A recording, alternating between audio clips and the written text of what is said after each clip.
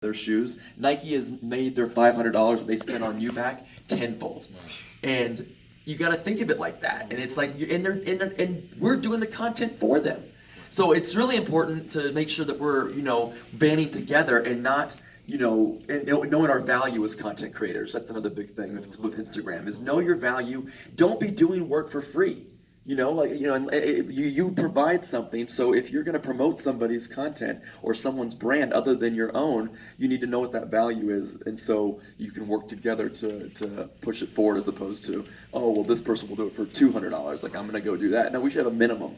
As an influencer, you should have a minimum for what it costs for anybody that wants to hire you on, like we do in the union. Easier said than done, of course, but I think that if we can get on the same level as The Rock and Kevin Hart and really connect to the people. It's all about the people. We're here to entertain the world. So whether it's on Instagram, Facebook, in a panel, Facebook Live, whatever, as long as your intention is to give value to the audience, you should be okay. Virtual reality, just kind of switching over to that real quick, I think it's the exact same concept, except it's more niche. Brand quality consistency on a virtual reality platform that has 25,000. I'm looking at videos right now where there's 25,000 subscribers on this one girl's page. She has 12 videos total, and not a single bit of them is narrative. It's just her dancing. So if 25,000 people in the virtual reality market right now are looking at some girl dancing, I bet you 12 of us could sit here and make a 30-second virtual reality narrative that looks somewhat better than half the things I'm seeing out there right now, and create a thing. 12 videos, 15 videos, it's about learning the technology and going where the eyes are going. Am I answering all this stuff for you? Yeah. Real quick, if you could talk about the importance of curation. I love it when your class talks about that, about how you're not just putting out. You touched on it, not just putting out selfies of me and whatever, but also you're providing a value, and then also you're it's almost like being a museum curator, what you're doing, right? Right. Well, I think of Instagram like a giant magazine, right? Imagine that you're looking at the Instagram page for National Geographic, right? National Geographic has about three main things you come to it for. You come to it for the landscape, the culture, and the animals, right? If that is what's in the Instagram bio for National Geographic, and that's what they're starting to post, but all of a sudden I get a cupcake photo, or I get a photo of, the travel plans, something that's outside of the National Geographic world, I as the consumer am confused by that.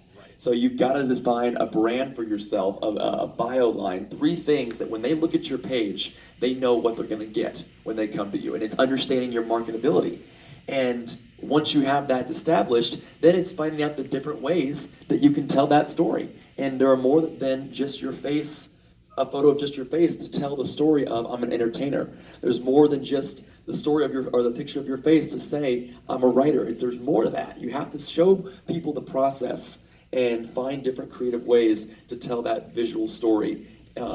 Whether it be, self-tape Sundays, or, I'm rehearsing for this, I'm sharing this journey with everybody, not just the final product, because that's what we sign up for. So if you're doing your talk show, I don't want to wait until 3 months from now when that show's out. I want to be following it from day one. Hey, I'm at a panel talking about Late Night with Lewis, so people start to get that buzz built up, and then finally, when it's launched, they're following with you. They're already with you. And you have to do that with behind-the-scenes photos, with stories, with vlogs, Instagram Live, IGTV even now. Oh yeah. So the resources are out there. It's about being resourceful. And going back to the virtual reality thing for one more quick second, you and I just attended and participated in an awesome event from Digital LA called VR Venues. What was your biggest takeaway of? A lot of course, was covering VR in gaming, but there was also 360 video. What is your biggest takeaway of where that's going with what the arcades that they're having? What they're calling micro amusement parks? Micro amusement park. Yeah, my mindset was of a filmmaker right now, right? So from a virtual reality gaming platform, the gamers and the game developers, they're having a field day, right? And there's a lot of innovation going on. The people that could be innovating for virtual reality on a narrative front could be sitting, I plan to be that guy. mark my words, like I'm gonna blast into virtual reality because no one's looking at the narrative space. It is very much a interactive, focused medium right now. It's the narrative genre of virtual reality is the niche within the niche. So the more innovative you can be, and the more, look at someone like Jim Henson, who no one was doing puppets when he started. He just said, you know what, let me see how I can develop that. That's not being